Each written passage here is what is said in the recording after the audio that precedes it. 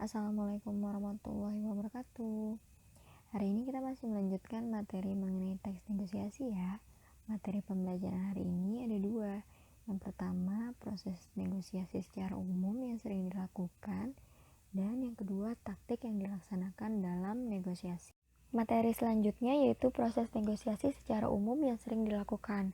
Nah, proses negosiasi secara umum ini biasa dilakukan jika kita ingin melakukan negosiasi ke perusahaan atau misalnya tinggi lagi daripada kita misalnya antara penjual pembeli di toko sederhana. Nah, ini lebih tinggi lagi tingkatannya. Ada 3 tahap. Yang tahap pertama yaitu menetapkan tujuan, mencapai informasi lawan. Yang ketiga, mempersiapkan daftar pertanyaan keputusan yang akan diberikan serta alternatifnya. Yang keempat, mengusulkan agenda tim negosiator serta tempat negosiasi. Nah, tahap pertama ini kita pertama menentukan tujuan dulu. Kita tujuannya untuk apa? Misalnya kita ingin mengajukan dana. Nah, itu tujuan awal kita. Lalu yang kedua, mencari informasi lawan dulu. Kita cari dulu informasi mengenai perusahaan tersebut. Apakah kita bisa mencapai kesepakatan atau tidak. Jadi kita cari dulu informasinya. Jadi jangan asal melakukan negosiasi.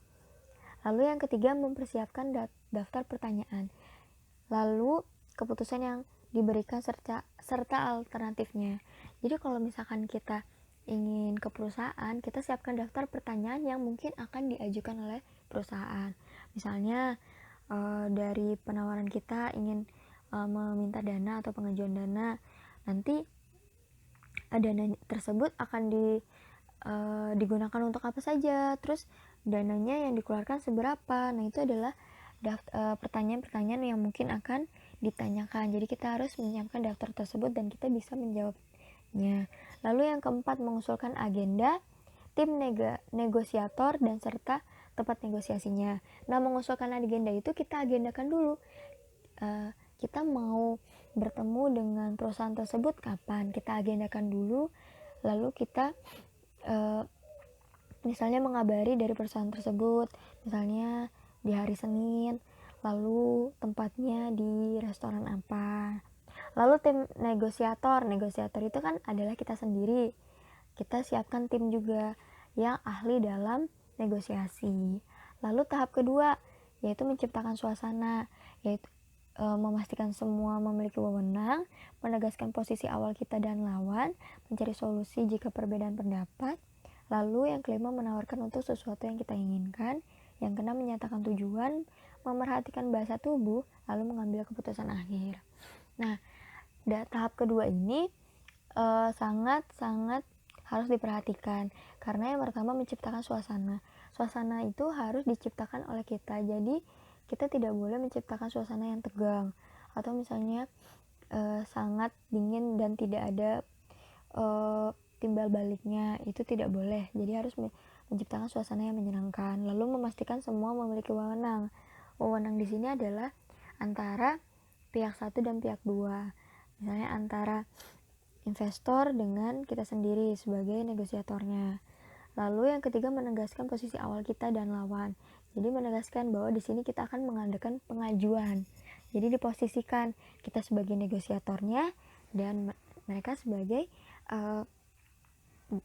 lawannya atau si proses negosiasinya ini. Lalu yang keempat, mencari solusi jika berbeda pendapat. Jadi kalau misalkan ada perbedaan pendapat, dicari solusinya yang terbaik. Tidak saling merugikan antara pihak satu dan pihak dua. Jadi saling menguntungkan. Tidak boleh ada kerugian dari pihak satu dan pihak dua. Jadi solusinya seimbang. Seperti itu. Lalu yang kelima, menawarkan untuk sesuatu yang kita inginkan. Jadi kita pertama menawarkan yang kita inginkan dulu. Misalnya kita ingin mengajukan dana tersebut, dananya kita ajukan dulu, kita sesuai keinginan kita. Pastilah nanti investor itu atau perusahaan itu pasti akan menimbang kembali apa yang kita ajukan. Jadi keinginan kita tidak boleh terlalu tinggi, jadi kita harus sesuaikan dengan perusahaan tersebut. Lalu yang keenam, menyatakan tujuannya sudah pasti ya, untuk melakukan negosiasi atau proses tawar-menawar. Lalu yang ketujuh, memperhatikan bahasa tubuh. Nah, bahasa tubuh kita juga harus diperhatikan. Jadi misalnya kita tidak boleh menompang dagu atau misalnya kita bahasa tubuh kita, kalau misalnya dari perusahaan itu berbicara, kita tidak memperhatikan, itu tidak boleh. Jadi kita harus bersikap sopan dan santun. Lalu yang kedelapan, mengambil keputusan akhir. Nah, keputusan akhirnya itu sudah mulai mencapai kesepakatan, seperti itu. Lalu yang tahap ketiga ada menghindari pemberian dan penerimaan keputusan saat akhir, memastikan kedua belah pihak sudah memahami kesepakatan. Lalu yang ketiga, menjelaskan hal positif yang telah disepakati. Yang keempat, meneliti dan mencatat persyaratan yang telah disepakati. Lalu yang kelima, membuat kesepakatan tertulis dan ditandatangani kedua belah pihak. Lalu yang keenam, menemukan batas waktu untuk mengimplementasikan kesepakatannya. Nah, yang tadi sudah Ibu bilang, jadi proses negosiasi secara umum ini dalam 3 tahap ini sudah tahapnya sudah tinggi, sudah misalnya tahap perusahaan. Jadi di sini tahap ketiga dijelaskan. Yang pertama, menghindari pemberian dan penerimaan keputusan saat akhir. Jadi jangan kita jika diberikan sesuatu, kita jangan dulu menerimanya. Jadi kita harus memilah dan memilih apakah itu baik untuk negosiasi kita atau tidak. Lalu memastikan kedua belah pihak sudah mengerti kesepakatannya. Dia harus mengerti dulu. Misalnya kita mengajukan proposal, kita harus mengerti dulu kesepakatannya itu apa. Misalnya kesepakatannya kita memberikan dana misalnya sebesar 2 juta. Nah, timbal balik dari perusahaannya misalnya produknya dijual, misalnya perusahaan kuenya dijual seperti itu, dan kita mendapat dana 2 juta. Itu adalah proses kesepakatannya. Lalu yang ketiga, menjelaskan hal positif. Jadi kita jelaskan hal positifnya. Dari kita mengajukan dana itu nanti perusahaan mendapatkan apa. Nah, itu hal positifnya kita harus jelaskan. Lalu yang keempat, meneliti dan mencatat syarat yang disepakati. Jadi ketika kita melakukan negosiasi, kita catat syarat-syarat yang dari perusahaan itu apa saja. Nah, ketika kita sudah tahu nih syarat-syaratnya, menurut kita keberatan, nah kita bisa mengajukan lagi negosiasi. Nah, itu adalah gunanya dari mencatat syarat-syaratnya dan meneliti lagi. Lalu yang kelima, membuat kesepakatan tertulis dan ditandatangani. Nah, kenapa sih harus tertulis dan ditandatangani? Biar proses kesepakatannya itu legal atau sah. Jadi kalau misalnya perusahaan kan tidak main-main, jadi harus ada bukti tertulis lalu ditandatanganinya. Jadi nanti misalnya kita sebagai negosiatornya lalu ke perusahaan, jadi perusahaan juga akan percaya bahwa kita akan memakai dana tersebut dengan baik. Lalu yang keenam, menemukan batas waktu untuk mengimplementasikan kesepakatan.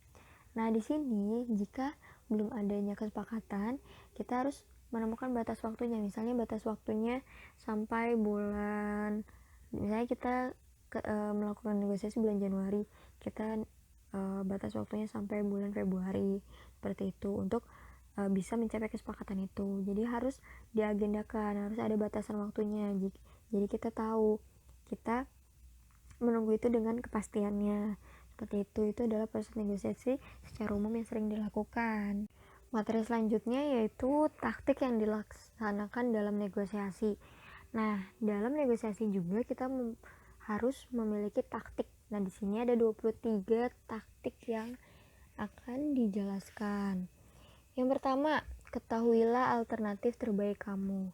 Jadi, ketika kita ingin melakukan negosiasi, kita harus ketahui diri kita sendiri terlebih dahulu. Alternatif yang akan kita lakukan itu seperti apa?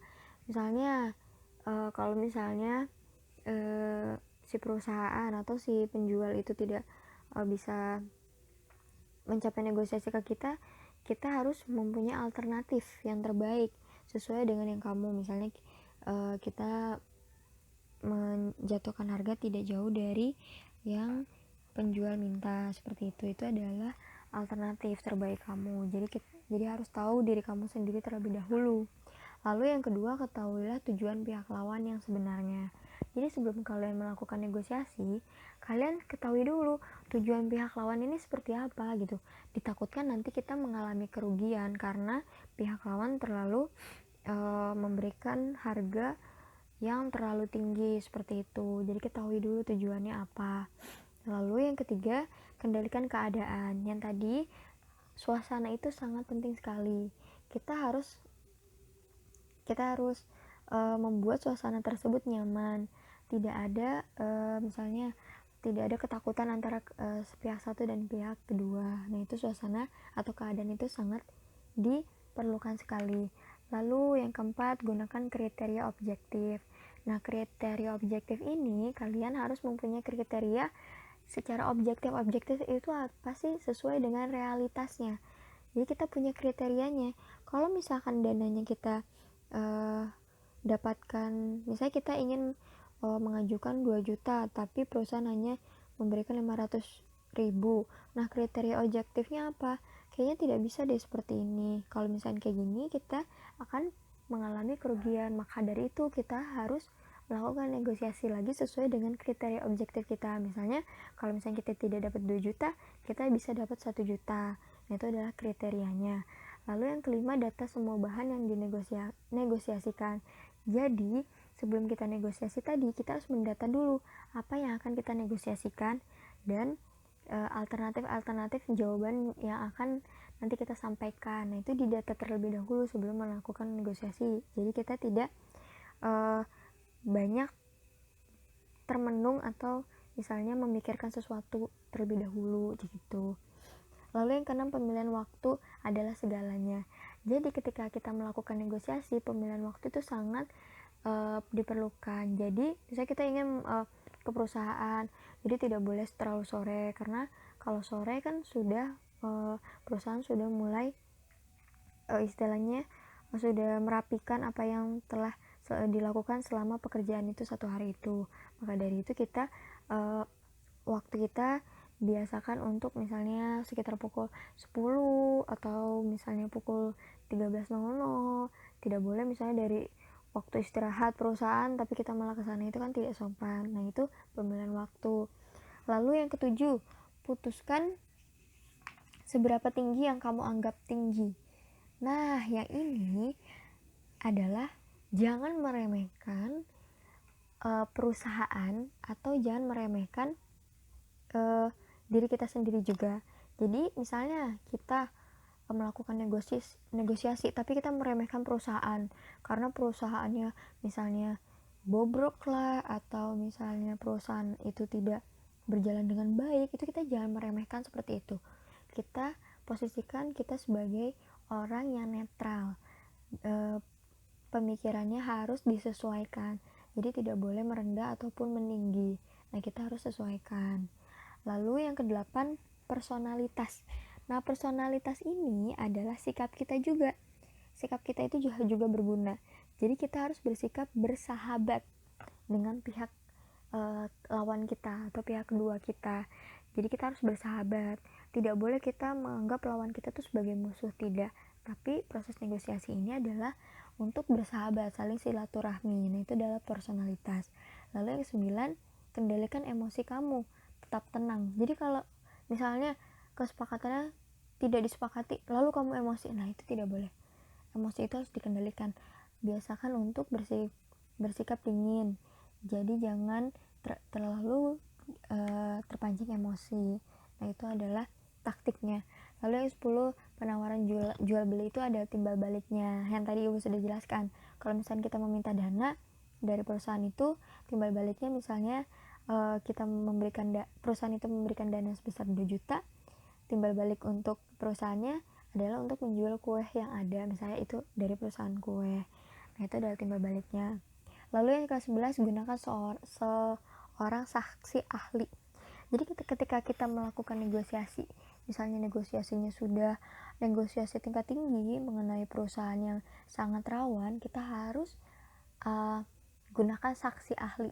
Jadi di dalam saksinya itu, di dalam proposalnya atau misalnya surat persetujuannya itu ada saksinya, dan saksinya pun menandatanganinya. Jadi ketika kita ke perusahaan itu dan perusahaan itu misalnya tidak menganggap kita, nah kita punya buktinya dan saksi ahlinya, seperti itu.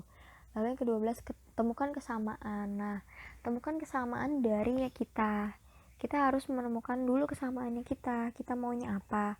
pasti otomatis kita ingin sama-sama punya kelebihannya, jadi tidak ada kekurangannya, jadi sama-sama menguntungkan antara satu sama lain. Jadi kita temukan kesamaannya terlebih dahulu. Kita inginnya dana, lalu perusahaan itu inginnya kita menjual produknya, lalu kita langsung timbal balik saja, langsung kita misalnya kita menjual produknya, lalu kita mendapat dananya. Nah, itu adalah temuan kesamaan. Lalu yang ke-13, tentukan deadline. Yang tadi, kalau misalkan belum mencapai kesepakatan, kita harus menentukan deadline-nya. Misalnya kita kesepakatan bulan Januari, deadline-nya sampai bulan Februari, kita harus sudah mempunyai kesepakatannya. Lalu yang ke-14, jangan selalu menyembunyikan kelemahan kamu. Jadi ketika kamu melakukan negosiasi, jangan sekali-kali kamu menyembunyikan kelemahanmu. Jangan selalu menyembunyikan, tapi bersikap apa adanya saja. Jika kalian merasa terganggu mengenai kesepakatannya, kalian bicarakan saja. Jadi antara kedua belah pihak itu sama-sama saling nyaman gitu, seperti itu. Lalu ke-15, mengadakan rapat. Nah, ketika kalian negosiasinya buntu atau tidak mencapai kesepakatan, biasanya antara pihak satu dan pihak dua melakukan rehat atau istirahat terlebih dahulu, lalu mengadakan rapat antara pihak satu dengan pihak satu, pihak dua dengan pihak dua. Jadi saling mengadakan rapat antara pihak satu dan pihak dua secara terpisah. Jadi tidak pikiran itu tidak jenuh seperti itu. Jadi kita harus rapat dengan pihak masing-masing untuk mencapai kesepakatan kita. Lalu yang ke-16, memanfaatkan bahan-bahan yang dibuang. Jadi bahan-bahan yang dibuang itu bahan-bahan pertanyaan atau bahan-bahan yang dinegosiasikan. Nah, itu yang kita buang itu dimanfaatkan. Jadi tidak boleh secara percuma-cuma kita misalnya kita tidak mencapai kesepakatan dari perusahaan ini. Saya perusahaan ini tidak mencapai kesepakatan.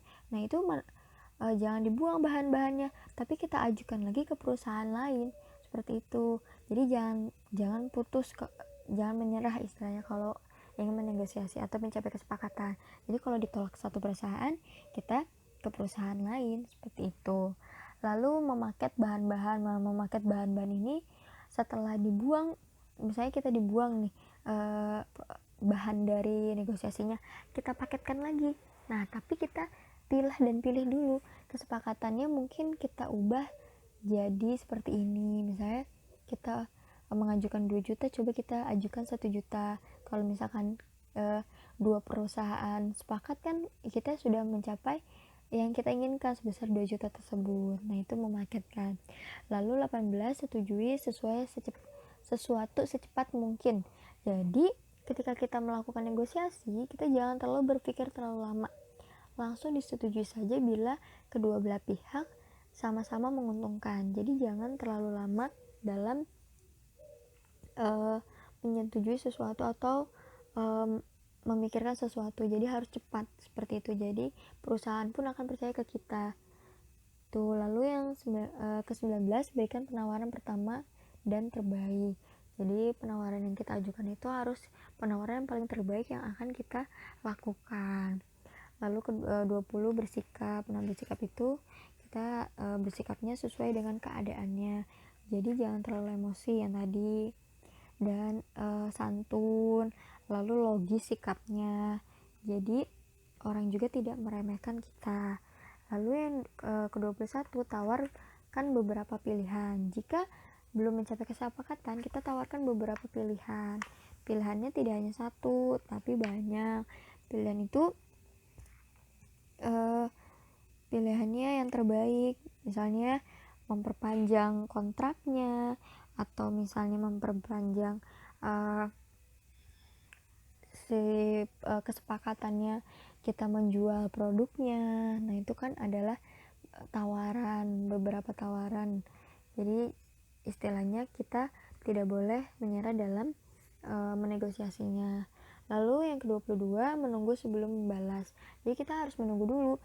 Jadi nggak perlu terburu-buru. Jadi kalau misalnya kita belum ada kabar, kita SMS-in terus atau kita telepon terus, itu pasti perusahaan tidak akan nyaman dan akan hilang kepercayaan atau hilang kenyamanan dari kita sendiri sebagai negosiatornya. Lalu fleksibel. Nah, fleksibel ini kita melakukan penyelidikan, menetapkan target, dan mengidentifikasi berbagai pilihan yang mereka anggap cukup nyaman untuk dinegosiasikan. Jadi fleksibel ini adalah solusinya, solusi baru. Kalau misalnya kita gak mencapai kesepakatan, kita adakan solusi barunya untuk mencapai kenyamanan antara satu dengan yang lainnya. Seperti itu. Penugasan untuk hari ini, yang pertama, lihatlah teks negosiasi yang ada dalam PDF. Nah, teks negosiasinya masih sama dengan yang kemarin ya. Lalu yang kedua, pada pembahasan proses negosiasi dan taktik yang digunakan dalam negosiasi, apakah di dalam teks tersebut sudah sesuai dengan kedua pembahasan tersebut? Jelaskan alasannya. Tadi kan Ibu sudah menjelaskan mengenai proses negosiasi secara umum dan taktik yang digunakan dalam negosiasi. Nah, menurut kalian, di dalam teks negosiasi yang ada dalam PDF tersebut, sudah sesuai belum dengan proses secara umum yang digunakan dan taktik yang digunakan? Jika sesuai, kalian jelaskan alasannya. Jika tidak, kalian pun jelaskan alasannya. Seperti itu ya. Lalu, catatannya kerjakan masing-masing dan tidak boleh mencontek dengan temannya. Baik, materi yang Ibu sampaikan hari ini telah selesai. Jika kalian ingin belum mengerti atau masih ingin bertanya ke Ibu, boleh nanti bertanya Ibu via chat WA ya. Seperti itu. Semoga materinya dapat tersampaikan dengan baik. Ibu akhiri, wabillahi taufiq wal hidayah. Wassalamualaikum warahmatullahi wabarakatuh.